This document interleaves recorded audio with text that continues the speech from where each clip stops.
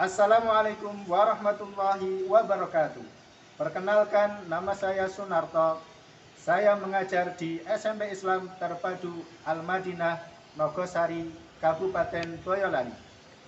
Saat ini saya sebagai mahasiswa PPG dalam jabatan Angkatan 2 di LPTK Universitas 11 Maret Surakarta tahun 2023. Saat ini saya akan mempersembahkan video praktik mengajar saya di kelas 8 pada mata pelajaran Ilmu Pengetahuan Sosial dengan topik perdagangan internasional. Praktik mengajar ini saya laksanakan pada hari Rabu tanggal 15 November tahun 2023. Terima kasih dan selamat menyaksikan.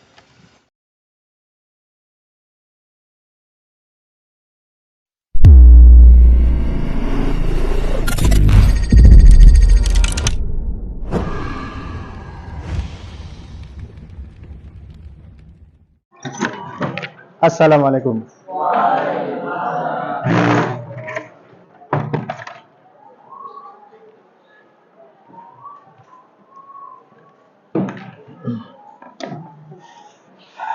Bismillahirrahmanirrahim. Assalamualaikum warahmatullahi wabarakatuh. Waalaikumsalam. Kaifa halukum? Baik, alhamdulillahirabbil alamin wassalatu wassalamu ala nabiyyina Muhammadin wa ala alihi washabihi wa man tabi'ahum bi ihsanin ila yaumidin wa ba'd. Anak-anakku semua, hari ini hari Rabu ya, hari Rabu ini. Jadi pagi hari ini yang pertama kali kita harus ingat itu tentunya adalah bersyukur kepada Allah Subhanahu wa taala. Syarat bersyukur kepada Allah itu akan diterima oleh Allah Subhanahu wa taala apabila memenuhi 3 syarat.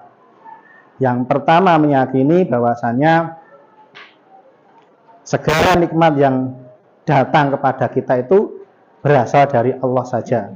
Kemudian yang kedua, mengikrarkan dengan lisan. Kemudian yang ketiga, menggunakan nikmat yang Allah Subhanahu wa taala berikan untuk ketaatan kepada Allah Subhanahu wa taala. Ya. Oleh karena itu, senantiasa mari kita mulai kegiatan belajar kita itu dengan berdoa kepada Allah Subhanahu wa taala. Doanya sebagaimana yang disebutkan dalam kegiatan zikir pagi dan petang. Kalau kita ini kan pagi berarti zikir pagi. Baik, mari kita berdoa dengan zikir yang telah diajarkan oleh Rasulullah SAW agar ilmu yang akan kita pelajari bermanfaat. Berdoa, mulai.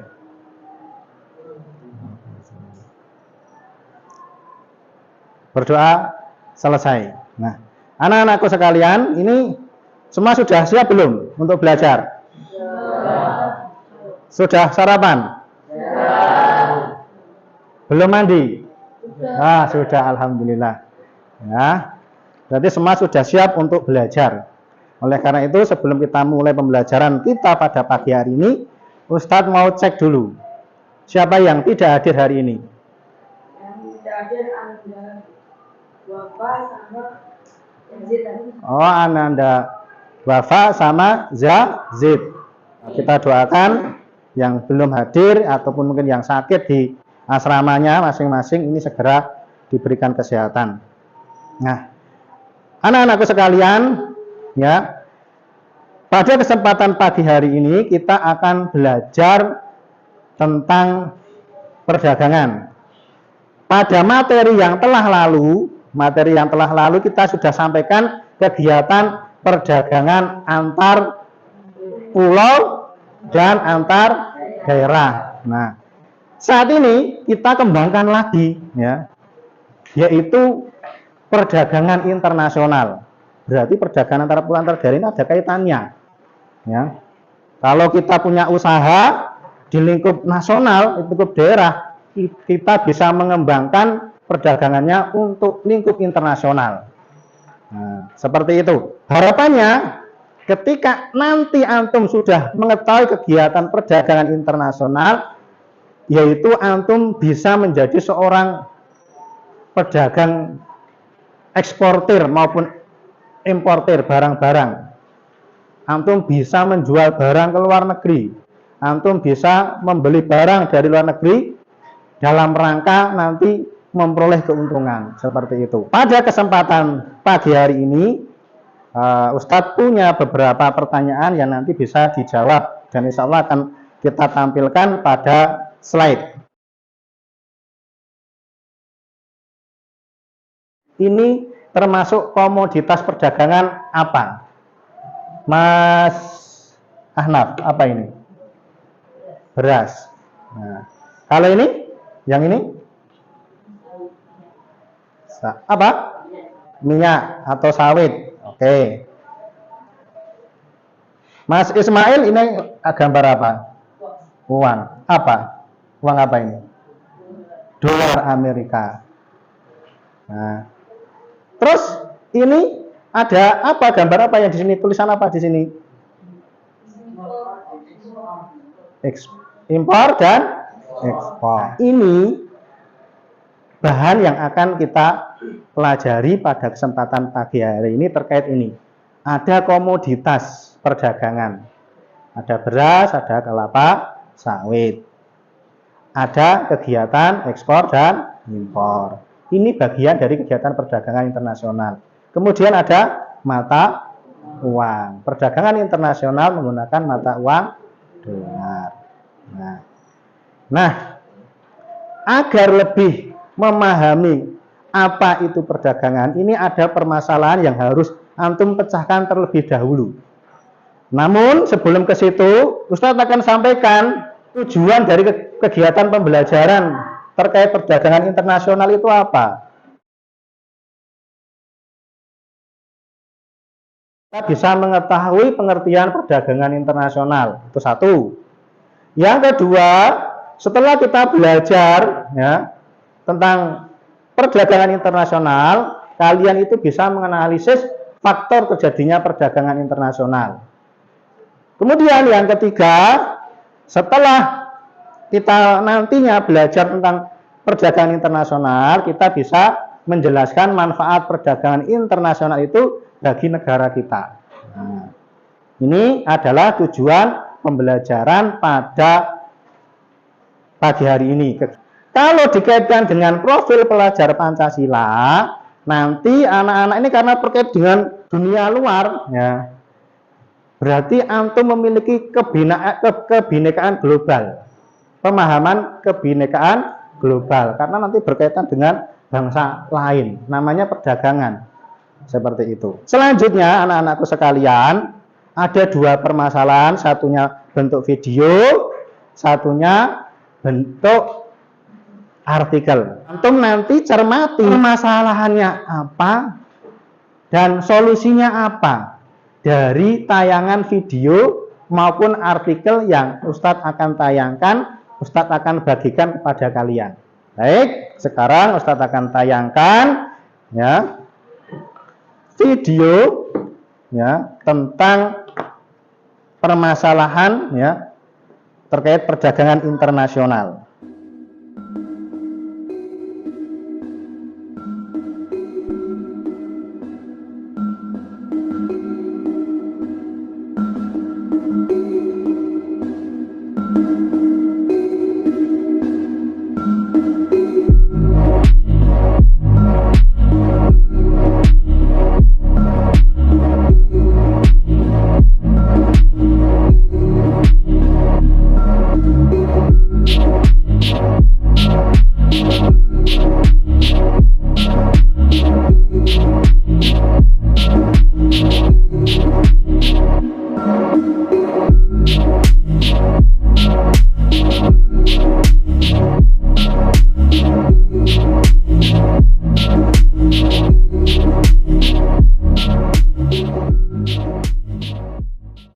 Ya, ini untuk memastikan bahwa kita memiliki cadangan strategis stok.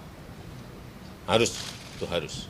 untuk menjaga agar tidak terjadi kenaikan. Karena memang produksi pasti turun karena El Nino. Meskipun juga saya lihat angkanya juga tidak banyak.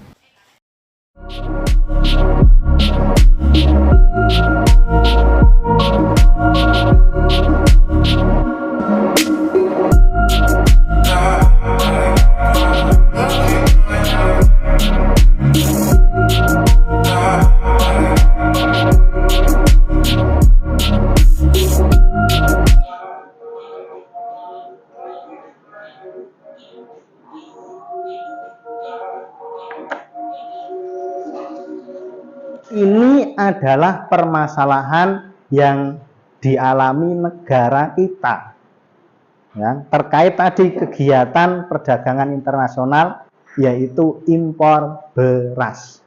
Ini permasalahan pertama yang harus antum cari penyebab masalahnya apa, kemudian solusinya apa.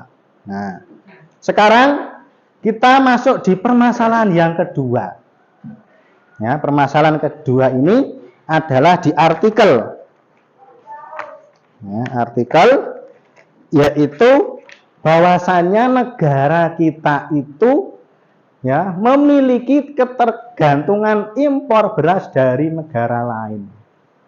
Nah, berdasarkan artikel yang insya Allah akan Ustadz berikan dan juga akan saya tayangkan di depan.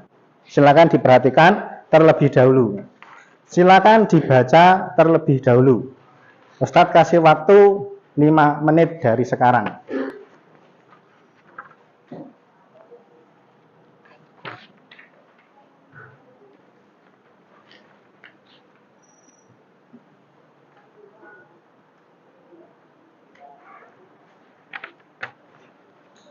Dua permasalahan tadi nanti antum pecahkan bersama ya dengan cara berdiskusi kelompok. Ini Ustadz akan bagi antum menjadi 6 kelompok ya. Silakan diperhatikan anggota kelompoknya.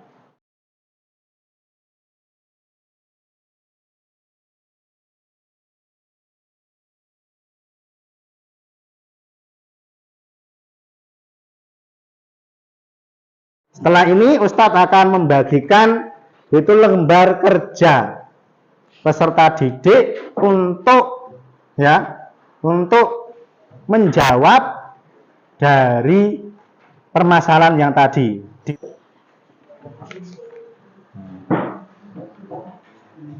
Silakan dipahami dulu tugasnya apa berdasarkan LKPD yang sudah Ustadz serahkan. Kalau sudah dibaca, jangan lupa untuk menuliskan kelompoknya. Sekarang sesudah antum tulis nama anggota kelompokmu, sudah memahami tugas apa yang harus dilakukan, Ustadz minta sekarang diskusikan dengan kelompokmu masing-masing terkait permasalahan tadi. Setelah ketemu permasalahannya dan solusinya, antum tulis pada lembar kerja peserta didik. Silakan mulai untuk berdiskusi. Apabila ada pertanyaan, ayo boleh tanya. Apa? Berbeda. Nah, kalau mengekspor itu menjual ke luar negeri. Kalau mengimpor membeli dari luar negeri.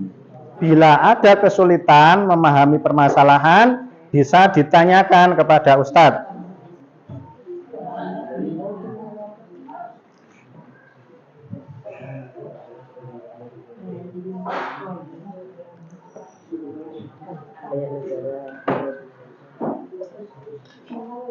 Gimana? Sulit? Lumayan? Nah, supaya nanti antum terbiasa untuk berpikir kritis, ya, menganalisis sesuatu. Ada apa di balik itu? Dia terbiasa. Seharusnya pembelajaran seperti itu. Tidak hanya sekedar menghafalkan teori-teori. Ya.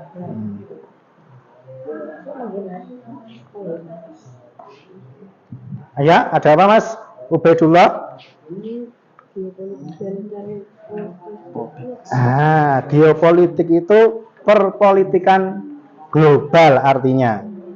Ya, kondisi politik di global di negara-negara lain. Nah, kondisinya seperti apa? Apakah mungkin perang? Ya kan? Nah, itu geopolitik. Kalau proteksionisme itu artinya melindungi. Protek itu kan melindungi. Nah, melindungi siapa? Ya negaranya sendiri. Nah, dari apa? Kalau pangan dari krisis pangan, dari kelaparan, ya kan? Gitu. Namanya diprotek, dilindungi. Nah, gitu. Paham? Ya.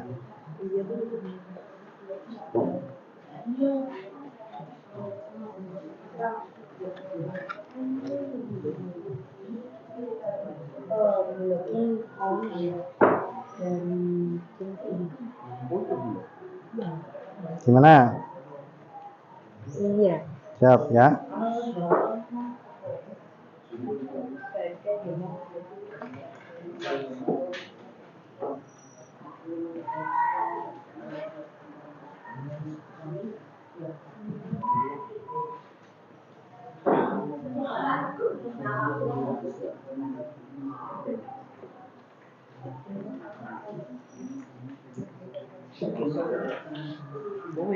Ya, 2 menit lagi.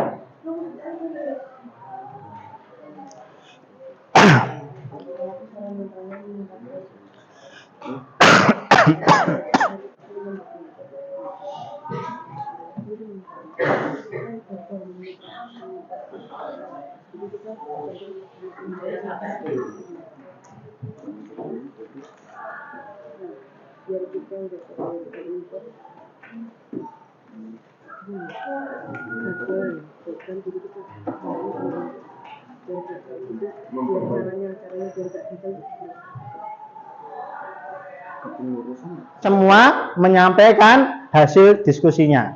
Hasil diskusinya disampaikan di depan. Terakhir, kelompok 6. Wah, ya silakan maju ke depan. Waalaikumsalam warahmatullahi wabarakatuh.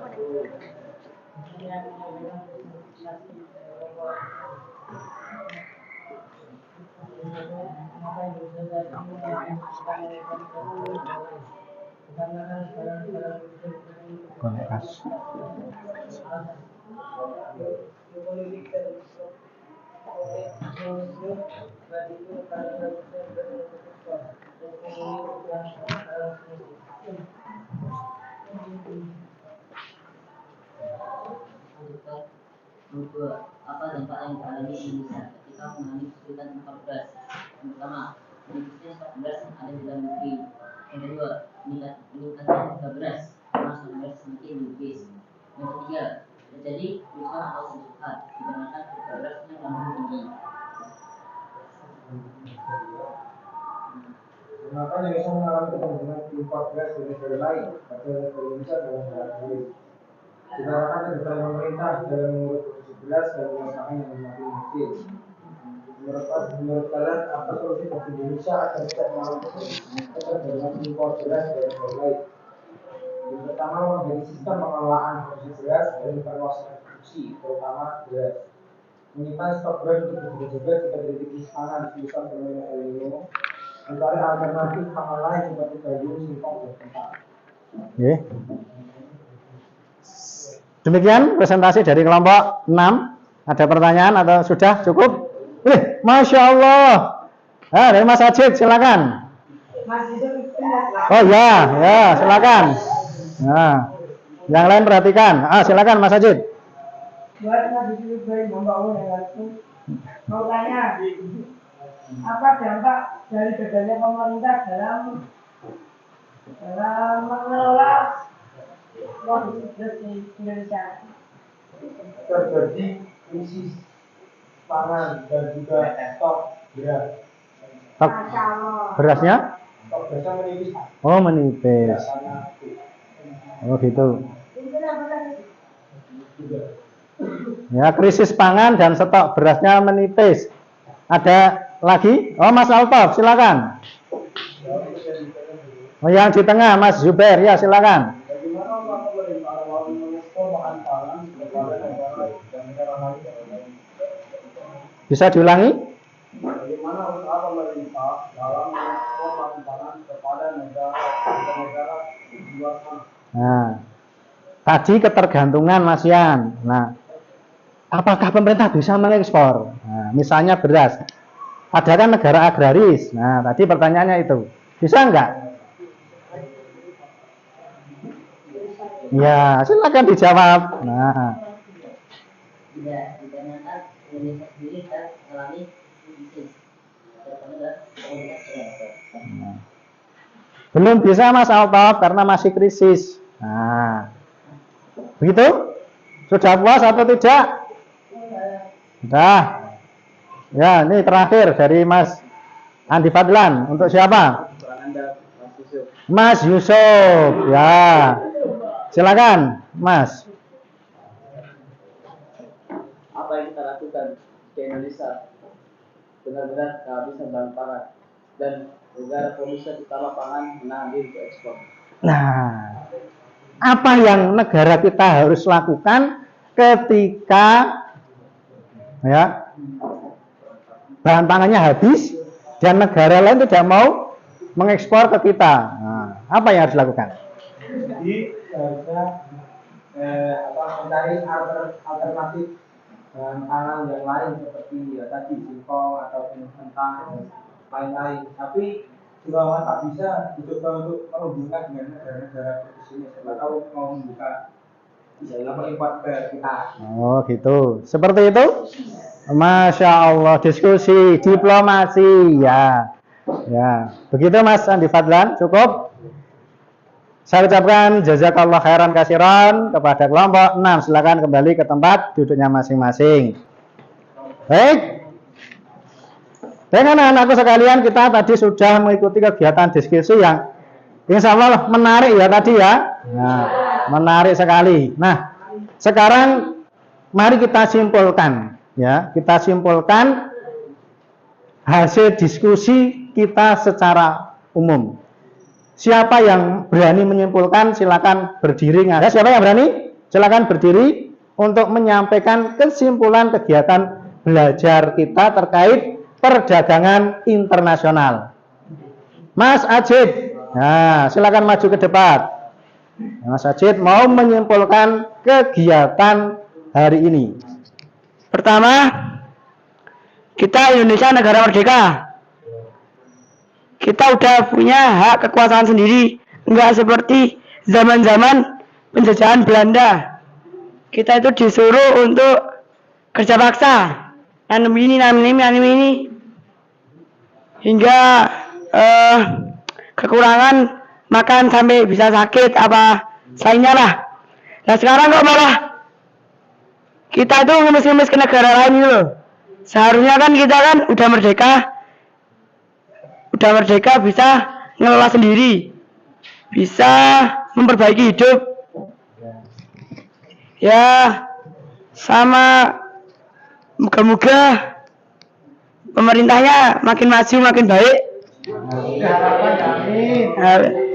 Mengenai kita meminta impor ke negara lain, kalau emang udah kekurangan kepaksa mungkin nggak apa-apa ya Dad. Kita minta itu. Sekian dari saya. Enggak. Assalamualaikum warahmatullahi wabarakatuh. Jazakallah khairan kepada Mas Ajid yang sudah memberikan kesimpulan ya dari kegiatan pembelajaran pada siang hari ini. Dari Ustadz akan menyimpulkan juga sangat bagus sekali ya tadi ya. Yang pertama bahwasanya negara kita memang adalah negara yang seharusnya swasembada, berdikari, merdeka, harus bisa menyiapkan, memproduksi hasil pangan sendiri. Nah, itu yang pertama. Yang kedua, negara kita ya untuk menutupi kekurangan ya sumber pangan itu melakukan kegiatan namanya ekspor dan impor. Ekspor itu artinya menjual barang ke luar negeri.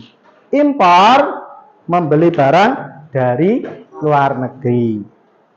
Berdasarkan permasalahan tadi, kenapa kok Indonesia itu mengimpor beras dari negara lain? Ini adalah faktor pendorong terjadinya perdagangan internasional. Apa? Indonesia kekurangan beras, kekurangan bahan produksi, bahan pangan. Nah, itu yang mendorong kegiatan perdagangan internasional. Ya, manfaat dari kegiatan perdagangan internasional itu yang pertama, apabila suatu negara bisa mengekspor barangnya ke luar negeri, akan memperoleh namanya devisa. Ya, devisa itu kan mata uang asing yang bisa digunakan untuk membayar kegiatan perdagangan luar negeri. Selanjutnya, kita akan melakukan evaluasi kegiatan pembelajaran yang telah kita lakukan. Ustadz akan tayangkan soal, ya. Nanti antum tinggal milih A, B, C atau D. Ya. Kalau A berarti nanti berdiri, ini yang A. Kalau B ya digeser gini, C ya digeser, D ya digeser. Kalau D ini berdiri. Ini adalah model pembelajaran berbantuan kuisis mode offline.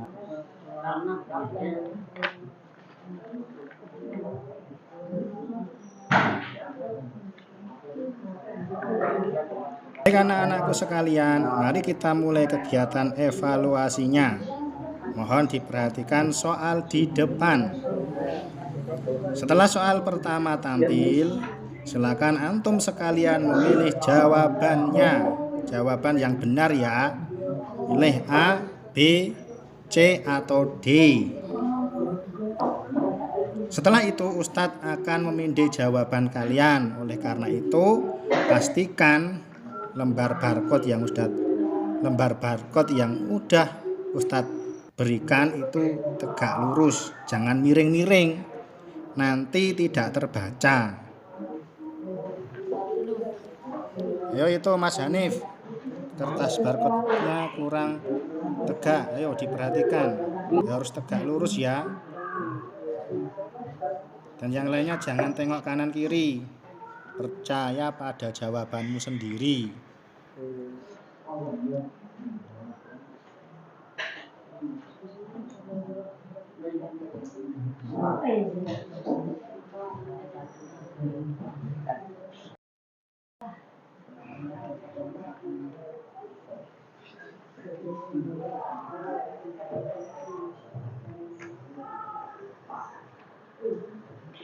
Alhamdulillah anak-anakku sekalian, kita telah menyelesaikan kegiatan belajar mengajar pada hari ini dengan materi perdagangan internasional.